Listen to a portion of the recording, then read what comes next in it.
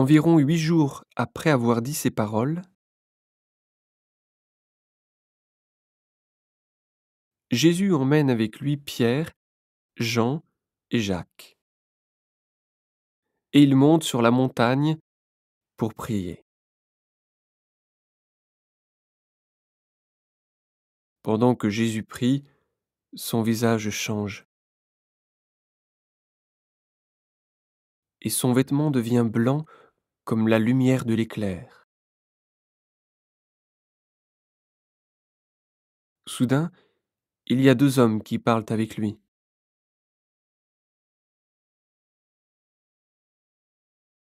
C'est Moïse et Élie. On les voit entourés de la gloire de Dieu. Ils parlent avec Jésus de sa mort prochaine à Jérusalem. Pierre et ceux qui sont avec lui dorment très profondément.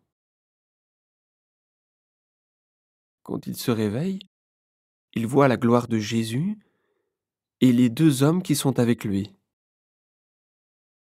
Au moment où Moïse et Élie vont quitter Jésus, Pierre lui dit : « Maître, c'est une bonne chose pour nous d'être ici. Nous allons faire 3 abris, un pour toi, un pour Moïse et un pour Élie. » Mais Pierre ne sait pas ce qu'il dit. Pendant qu'il parle, un nuage arrive et il les couvre de son ombre. Au moment où ils entrent dans le nuage, les disciples ont peur. Une voix vient du nuage et elle dit : « Celui-ci est mon fils, c'est lui que j'ai choisi. Écoutez-le. » Les disciples gardent le silence. Et ces jours-là, ils n'ont raconté à personne ce qu'ils ont vu.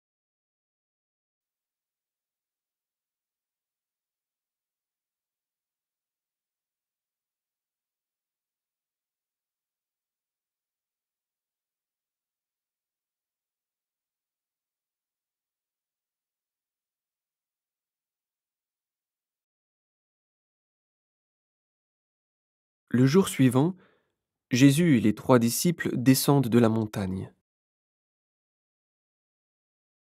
Une grande foule vient à la rencontre de Jésus.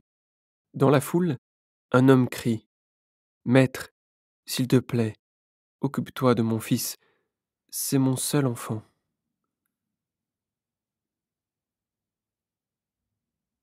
Souvent, un esprit le saisit et tout à coup, il le fait crier. Il le secoue très fort et de la salive sort de la bouche de l'enfant. L'esprit lui fait beaucoup de mal et il le quitte difficilement. J'ai demandé à tes disciples de chasser cet esprit, mais ils n'ont pas été capables de le faire.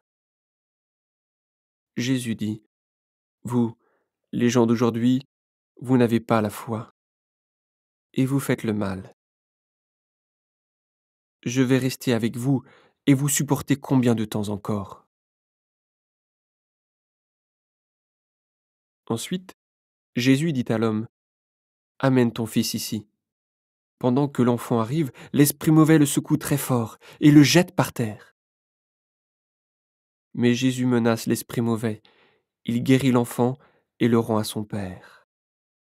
Tous les gens sont très étonnés. Ils disent : « Vraiment, Dieu est grand. » Tous admirent tout ce que Jésus fait.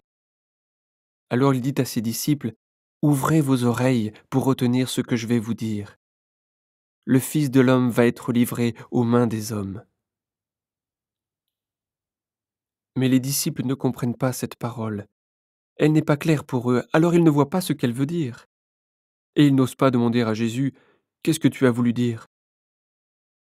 Les disciples discutent entre eux. Ils se demandent : « Parmi nous, qui est le plus important ?» Jésus sait qu'ils discutent de cela. Alors il prend un enfant, il le met à côté de lui, et il dit à ses disciples : « Si quelqu'un reçoit cet enfant à cause de moi, c'est moi qu'il reçoit. Et la personne qui me reçoit, reçoit aussi celui qui m'a envoyé. Oui, celui qui est le moins important parmi vous tous, voilà le plus important.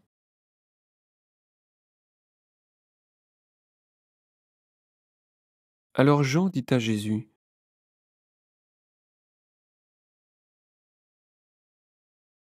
Maître, nous avons vu quelqu'un qui chasse les esprits mauvais en ton nom.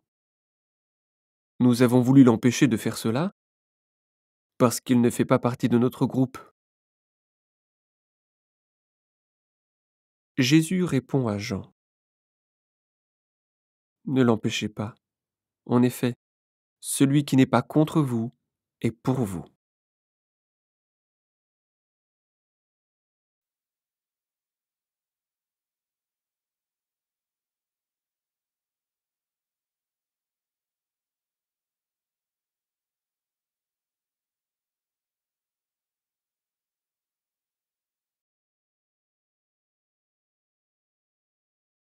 Le moment approche où Jésus doit quitter ce monde. Alors il décide avec assurance de prendre la route de Jérusalem. Il envoie des messagers devant lui. Les messagers partent et ils entrent dans un village de Samarie pour préparer la venue de Jésus. Mais les habitants ne veulent pas le recevoir, parce qu'il marche vers Jérusalem.